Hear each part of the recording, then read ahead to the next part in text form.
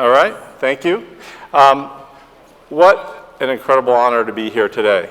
What am I doing here on stage talking to you all? I have the distinct privilege of being the dumbest person in the room. And if I'm following Jesus of the internet, I don't know who that makes me, but I hope it's not Judas. So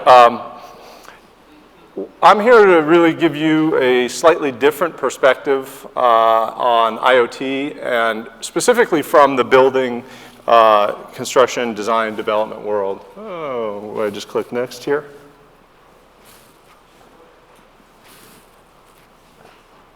There we go, okay. And speaking specifically on public and civic benefits. So why the built world? What is the built world, first of all, from my perspective? So when we say the built world, we're talking about the existing built world, and we're talking about the coming online built world. So just the coming online built world is huge. $7 trillion a year and employs over 150 million people globally. That's in the construction world. Buildings use up huge amounts of energy, electricity and energy. Residents, 22%, commercial, 19%, just, and I heard even more, Bruce said 60%, so that's slightly over 40%, but whether it's between 40 and 60, it's a huge chunk, and I think it depends which buildings you're talking about as well. The reports that I've read from Gartner and a number of the other big consulting houses have basically said we're going to have a huge opportunity to address new products, 25%, and 75% through IoT, creating about $380 billion of revenue upside by attaching IoT and the built world just over the next 4 years. So just starting there, and this is a limited slice of the built world. We're not talking about all the other things like roads, bridges, and other items. Just a quick view on the trajectory of devices. So currently 1.6 billion devices deployed, and you can see the hockey stick scaling up to a projected 9.7 by 2020. If all the other stuff that you guys all talked about, networking, security, and all goes well. And it breaks up into two different areas that I'm particularly interested in, commercial and homes, and then those become sort of the Internet of Things for the city, right? So then you eventually get the smart city. I should back up and give you you had a quick brief on who I am, but who am I and what am I doing talking about IT and IoT? I just love to build. I've been a builder since I was 3 years old. Tinker Toys to Meccano, now called erector sets, whatever they're called. Apparently it's genetic. I've got 2 young kids, they do the same. And I like to build in the brick and mortar world, but I also like the click and mortar world. And the idea to me, it's sort of like the mind body, right? So if you look at the physical edifices, they usually have a DNA behind them. They usually have a design. There's usually a reason they come into being. And I look at IoT in sort of the same way. All of the elements that we're trying to control, connect, and all that, we're trying to do it for a reason. And hopefully it's for a very human and human beneficial reason. We've heard a little bit about life cycle, but I thought I'd also take just kind of a quick walkthrough on what the life cycle of a design and a building is, because they have really different implications in the time horizon, which will influence the IoT decisions. So you start with a design, you move into build, and then the reason operate is kind of in the middle is that you are operating on an existing building, but you're taking the design parameters, the specifications, all the other elements that came from the design world, and you're using those to understand, are you meeting the criteria? And then I would propose a third element, and I think there's a huge opportunity in IoT on the deconstruction portion. We basically have a waste stream which can be looked at sort of otherwise if it gets kind of intelligence built into it. On the design side, we're talking about a 1 to 5 year scale just to get something designed. There's shorter ones certainly, and there certainly are longer ones. Has anyone here built a house or a project? You can probably speak to your design time frames, but somewhere between 1 and 5 years is how long it takes most buildings to get designed. So right there, if we're talking about putting IoT into a new building, depending on where you hit in that cycle, you have to deal with technology changes, especially today. If you're designing a building today, and you know it's not going to come online for 5 to 7 years, how do you make an IoT choice? A lot of our clients will not design their AV system, for example, till we're 6 months away from moving in because TVs change all the time, or the systems are always changing, or the home control systems are changing. So it creates quite a challenge just knowing where you are. The other part that I wanted to bring up is there's also some IoT or pre-IoT coming into the design, right? And it's coming from the real world in the form of data. And that data that has evolved over time to, originally it was hand-drawn plans. And then for 20 years, we took the plans and we moved them into CAD programs, which were effectively two-dimensional. Then we have moved the industry into a three-dimensional or building information modeling criteria. And that's actually more than 3 dimensions. It's got, I'd say, a 4th dimension. It's got information baked into the model. You can take it, 4th dimension is the specifications. 5th dimension is pricing. 6th, you can keep going, right? So it has all this intelligence, some of which is also coming from the real world, even in the form currently of IoT. If you consider a drone an Internet of Things, Autodesk is mapping parts of terrain, taking that 3D imaging, now it's digital, we'll take that information into a 3D model, then design the house or building on that digital map that was created already. So it's a pre-IoT / IoT device that is all this information is coming in. And then we have virtual reality, augmented reality, and scanning. So there are scanners now that are coming down. I just bought a Google Tango for $500, and I sit here and I can scan this podium, go around here, and it puts it into a 3-dimensional model. It's a point cloud. I can then take that cloud and I can put it into my 3-dimensional model, and I have the actual size, scale, and everything right into my BIM model. Then that is going to transmit over into the building world. So you get the design data that comes into the building world now. And the thing that's important to realize now, I sliced this part into 2 parts. You've got the construction process, and there's a whole requirement there that IoT could possibly play a role in. And then you get the building, the physical building that gets built. So it's an interesting industry because it's a service-based industry that creates a product. And that product could take 1 to 5 years to build, basically. And there are incredible opportunities in the built world. Just at the top of the screen, that's I think Bobcat will let you buy this. I don't think they keep the software like John Deere does. But that's a GPS-enabled grader. So that 3D plan that I told you was scanned into the model. The civil engineer now has a new cut, and let's say we're now cutting the dirt and the soil into this. That 3D model gets loaded into that tractor, and the only reason there's a driver in there is to make sure it doesn't run over a kid, because the tractor basically can just do its job. The bucket will lift, the scraper will change to the terrain, and it's all being tied in from GPS. And so it's real time. And the operator there is really, his controller is basically like our GPS module in our car, only it's moving a scraper up with it. There's a couple pretty amazing enabling technologies that we're going to see come into the building world, again, that overlay with IoT.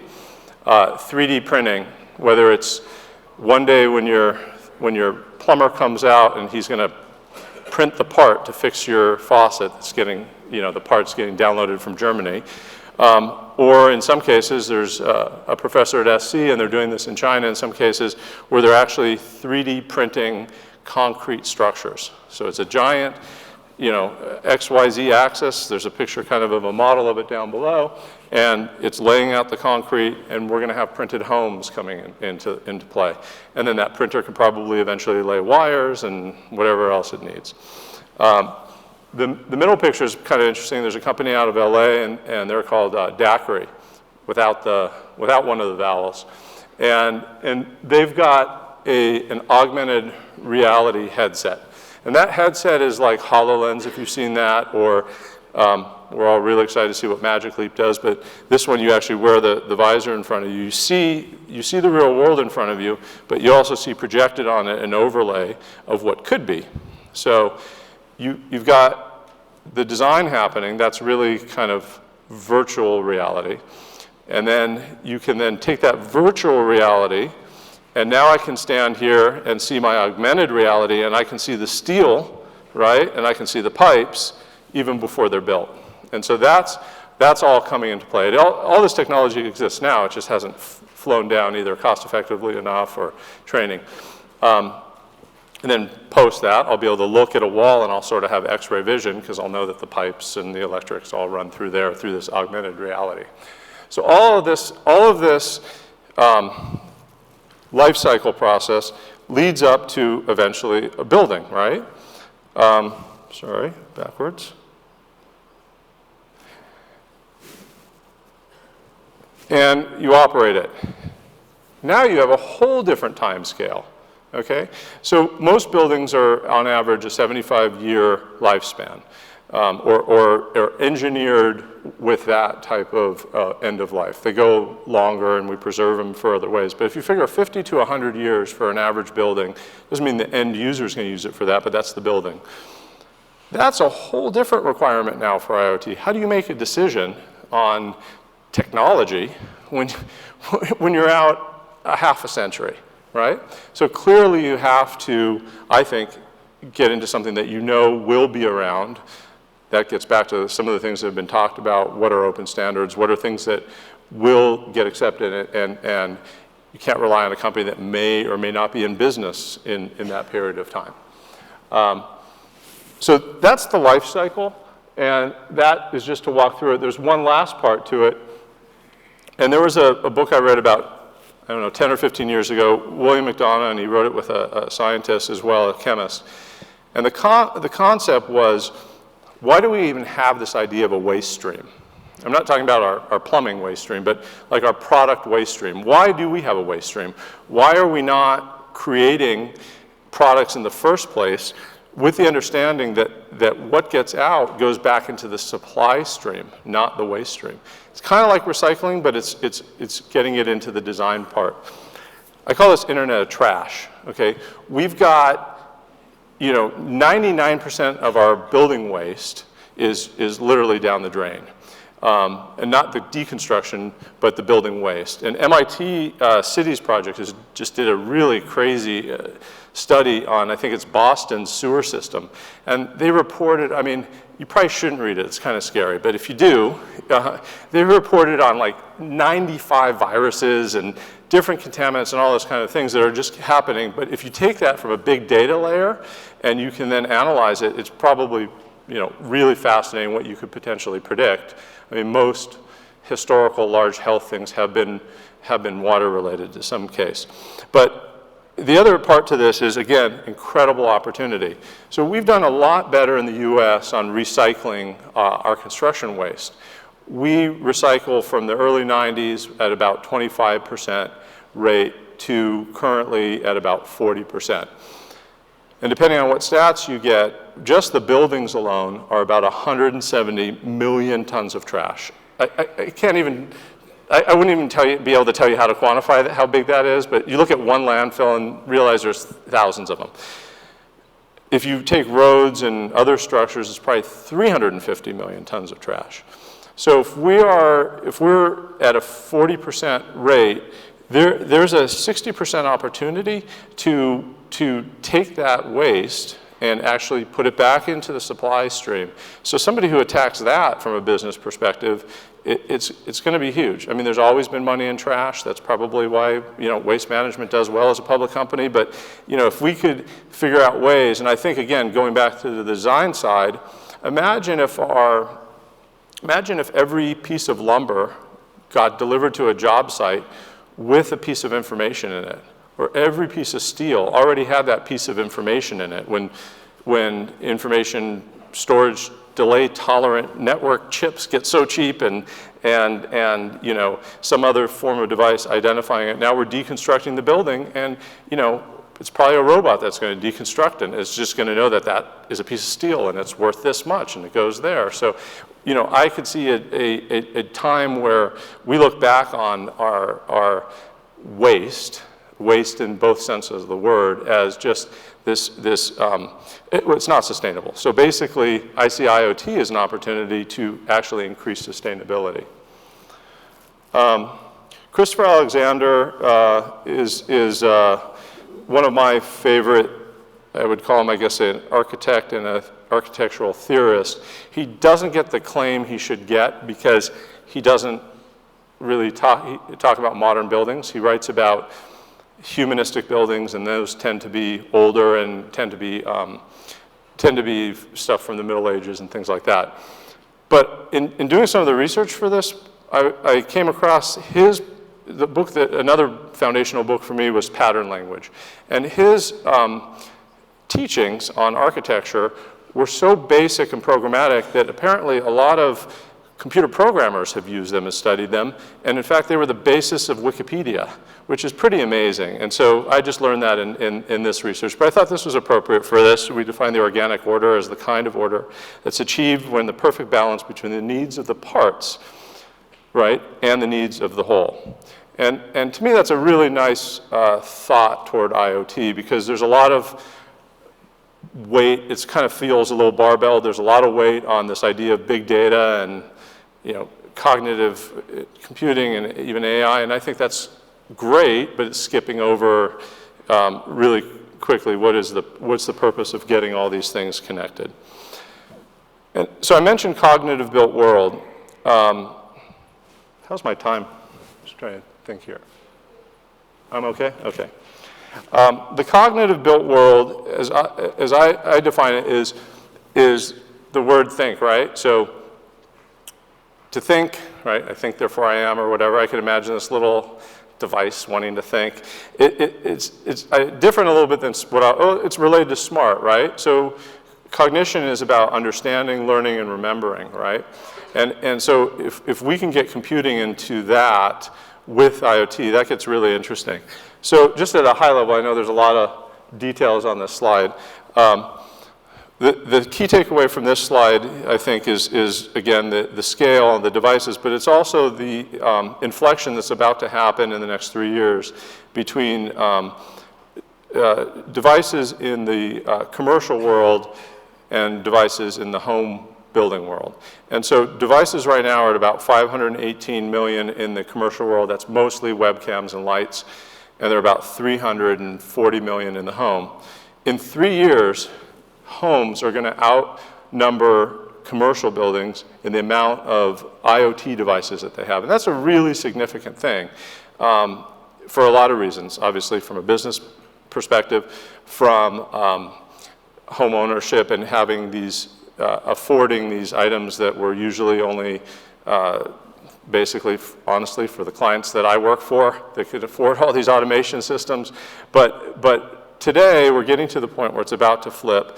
And that, I think, is going to have a huge impact on, you know, hopefully IPv6 and IP protocols and all this kind of stuff. And that's the big change that we're about to come under in the next few years. I call it BIoT, so building IoT. We all kind of know what smart buildings mean. These are just some of the areas that can be monitored via sensors and recorded. The current state of the industry is, I would say, in the commercial world, fairly sophisticated around mechanical systems, sophisticated around lighting systems, sophisticated around access and also security. But all of those are vertically siloed. And we're seeing a transfer from what is called BMS, building management systems, to building automation systems, which have a little bit more integration and intelligence. But we're still, frankly, at the point where you need modules to talk to other devices and other modules and translate. I cannot tell you the number of meetings I've been in, the brain damage, having the same conversation over and over and over again about why does this Crestron system not talk to this system, that it doesn't talk to this DDC controller. And it is just, it's really crazy making, because it should all just interoperate, right? And it doesn't. And there's no saying that it won't continue to be this complex, because there's a lot of financial interest, right? So if you're Honeywell and you have the standard and that's your building operation systems, you don't want other people playing in your playground. But we need to have some form on the commercial side that would entice a building management system to tie it all together. And it might have to be some disruptive technology, quite frankly. I mean, I just as a little aside, as part of this process, ordered a little Arduino kit. So an Arduino is a little controller unit. If you guys, I mean, you're all engineers, you probably know it, but it was new to me. And I'm having a lot of fun. I feel like a kid again, and I'm showing my kids I can press a switch and an LED lights up. And you know, I'm hooking it up to a water sensor now. And so the next step is I'm gonna have it send me a text if my washer leaks. And now that's all a $25 device, right? So before, that kind of stuff would be thousands of dollars. So I think if someone comes in and disrupts this, you know, that could potentially be what moves it along on the commercial side. In terms of benefits of the smart building, you know, I kind of looked at this as three key areas. The mechanical, electrical, plumbing, MEP, is basically your systems that heat, pump your water, close your shades, your elevators, all the things that are in a building. Those are pretty well taken care of in connected systems today. So we're at the connected level. Fire, life, safety, access, security, same thing there. There's a lot of opportunity, I think, at the resource side. Again, if you remember that first slide, 75% of IoT financial impact, economic impact will be at the energy saving level. So if we look at our power, our electricity use, our gas use, if we look at the resources that go into the building, our water use, and our waste, I think there's actually probably more than $380 billion to really affect out of that. And then that yields sustainability in the long term for a city, for a culture, for anybody building buildings. So those are the benefits at a high level. Obviously, if you can run your building more efficiently and you're the building owner or the management system, it means profitability. Things like knowing that no one's on the third floor through occupancy sensors, shutting that whole floor off. Those are all really easy things to do. They do them in most cases. We need to make it more cost effective to do so. Oops. And then take a quick deep dive into the home for a moment. At a high level history, 1966, that's the year I was born. I'm gonna be 50 in April. It's taken half a century to get to maybe where we have an automated home that these guys from Westinghouse predicted in 66. And there's a picture, that's the unit up on the top. But there's another picture I found where they have actually a box of groceries, right? And they have the daughter of the guy in a raincoat. The computer system was supposed to predict the weather and get you shopping. I mean, that's kind of funny, right? And now what does Amazon call their listening device? Echo. Interesting. In the 70s, we had an X10. It was a radio-controlled system, super elegant. Like, we had one. My wife walked in, hi, love. We had one in our last house, and it was super easy. You would take an outlet controller. It had like A through H and 1 through 10, and so you say A4, and anything on A4 would turn on or would turn off. How great is that? Like, if we could make some of our IoT devices that easy for the end user, right? So that every bulb I plug in says A2, and then when I switch it, all my A2s go on. Let's learn from what worked, right? And why did that die? I think just because the radio systems don't work, or I don't know, Radio Shack owned it or something. Then, we connected a toaster via, IP, and that was kind of fun, but I was thinking today, why would I want my toaster connected? Well, it could be cool, like Vit was saying, maybe we'll talk to our things. If I could say, okay, toast one side, medium, okay, and the toaster could do it because it was connected, I maybe want my toaster connected. I don't really need my fridge to tell me I'm out of milk, because this morning at 4:30 when I poured my coffee, I saw there was no milk. So I don't need, a device for that. But there are certain things that, and we don't even know how these things are going to work once they're connected. But it basically has taken almost 50 years to get a Nest thermostat. And Tony Fidel, who's the designer of that, originally, did the spinning wheel on the iPod. Great designer, and he has a really interesting story. He was in Europe after he sort of retired after Apple, and he was looking at the round thermostat on the wall, and he's like, why don't we make those thermostats smart? I mean, why am I not that smart? So, but anyway, that is a really interesting product, and Nest has gotten together and created a consortium called Thread, and they're working on an open standards networking system, mesh-based and redundancy and all the things we need to make this stuff work. So I think that sounds really hopeful, which hopefully will get us to this idea of this IoT home platform pretty soon. Back to the benefits. Why do we want a connected home? I think we want it, okay, I'll admit I'm an early adopter, okay?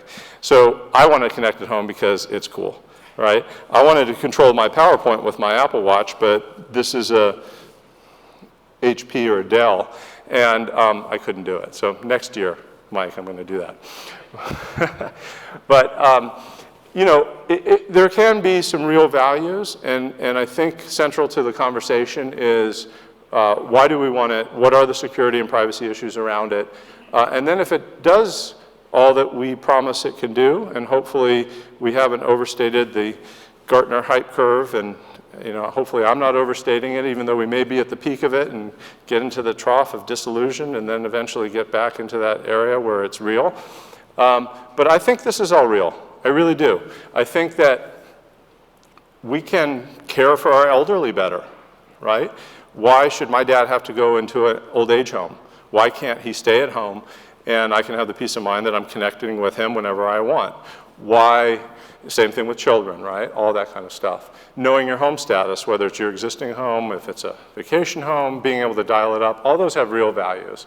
Lifestyle, I think getting all these technologies into the hands of people that couldn't afford them before, that's great.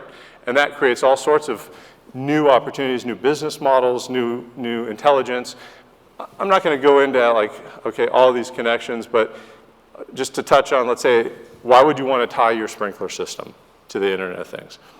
Well, okay, some have rain sensors, but they sometimes work, sometimes don't. They could notify a leak. If you have a broken sprinkler head or a pinhole and you let it run for less than 6 months, it could fill a swimming pool. So just knowing that before you get the big bill, and I've seen that on our projects or sometimes even personally, you have a leak and you don't find out about it for a few months.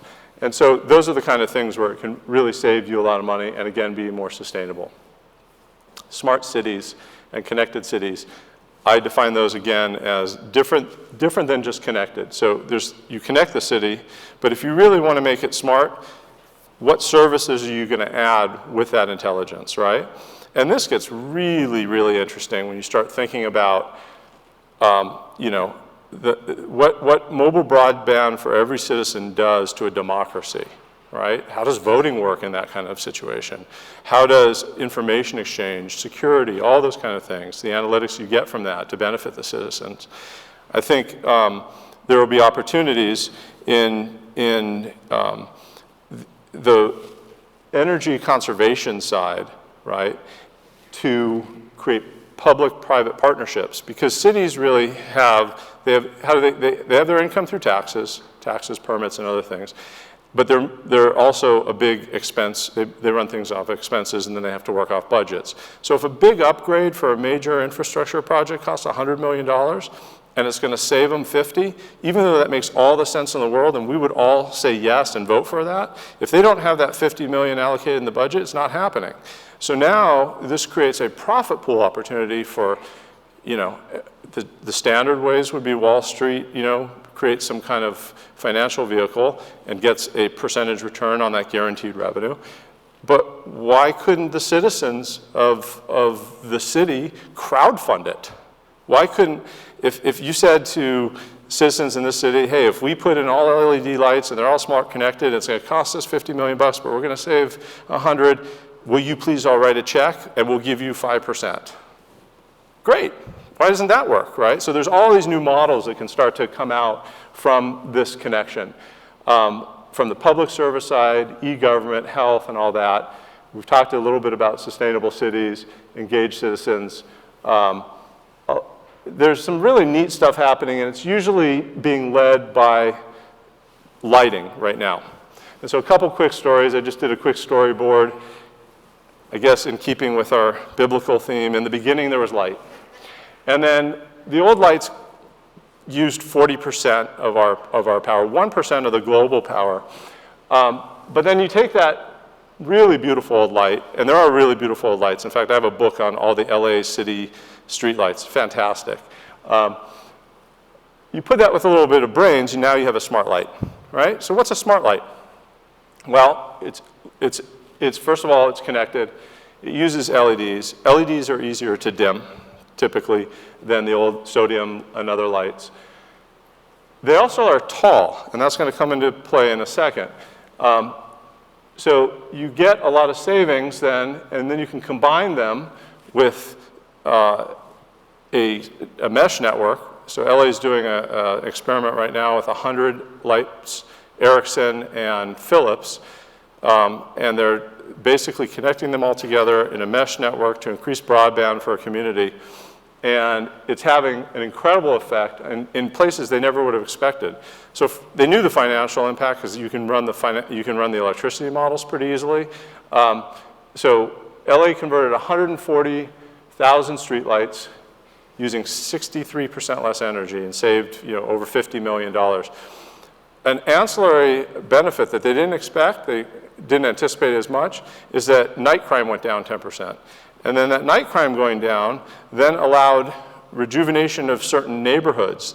And so it became this whole benevolent cycle, all while saving. So it's a pretty amazing story. It's part of the Great Streets program. I don't know what happened to my R. Another one that's really interesting is in Copenhagen, a company called, I think it's Silverlight, is taking smart lights and they're talking to everything. They're talking to the parking meters, they're talking to the traffic lights.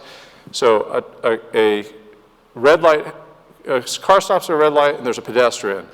The lights go up, right, to full brightness. So make sure the car sees the pedestrian, right? And then if there's no pedestrian, the lights are down at 60%. If there's no people in the neighborhood, the light goes down to 40%. And it's still lit, your street's still lit, but you're now saving, you know, 40%, 60% of your electricity by being fully bright.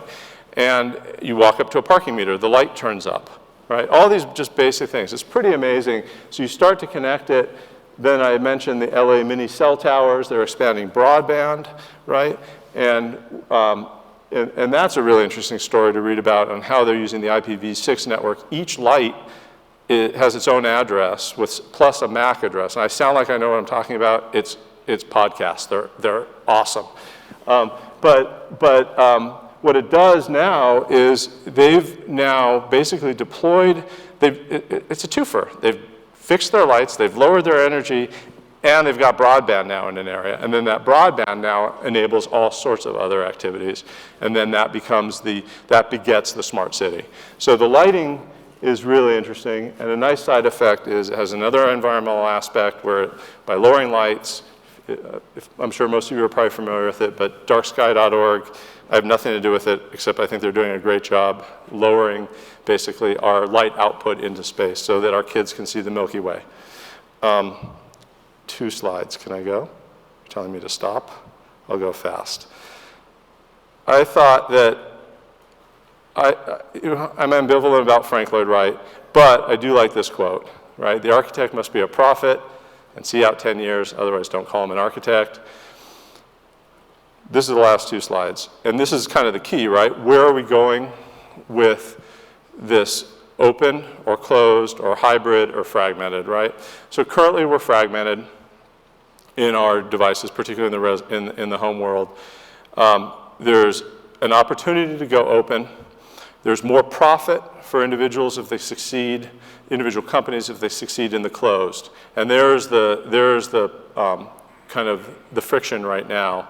And the opportunity is to promote the open standard so that it really does scale the way that it can.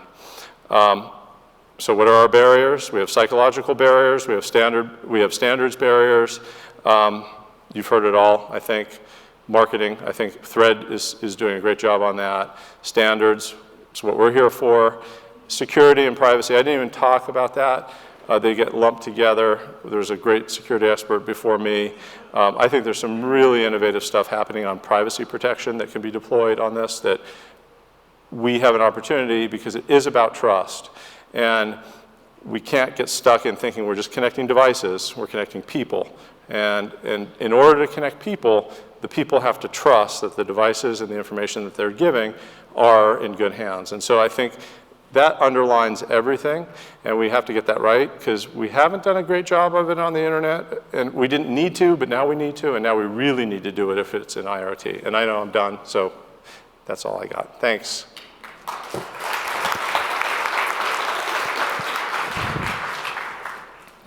Okay, we have run a little bit short of time. I am going to ask maybe just one question, if anybody has just one question. And then the rest of the discussions will happen during the panel discussions.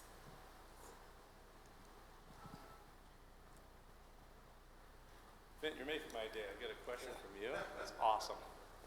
So you mentioned standards more than once. Building standards are another area of interest. Do you see IoT ultimately fitting in some way to the building standards as opposed to standards for communication and interoperation? Hello? Okay. I think that's a great question. I haven't put a lot of thought to it, but what comes to my head, the answer has to be yes. Because, first of all, building standards are changing all the time. And you get an earthquake, we get new codes written, now you get new building standards. We're going through hell in California on all of our new energy standards. All of these items could be, talking to it, where an inspector comes in, and if that plumbing device is California water compliant, and it tweets that out to the inspector, he doesn't even need to look it up in a book. So yeah, absolutely, we could be baking in that intelligence to tie it to the standard of the building standard with the IoT standard. I think it's a great idea. Yeah, I have so many ideas that have come out of today that I'm writing them all down. So if there's an investor in the room, like a VC, let's talk. All right, thank you very much, George Minardos. That was a real-life application of Internet of Things. I think that's very helpful.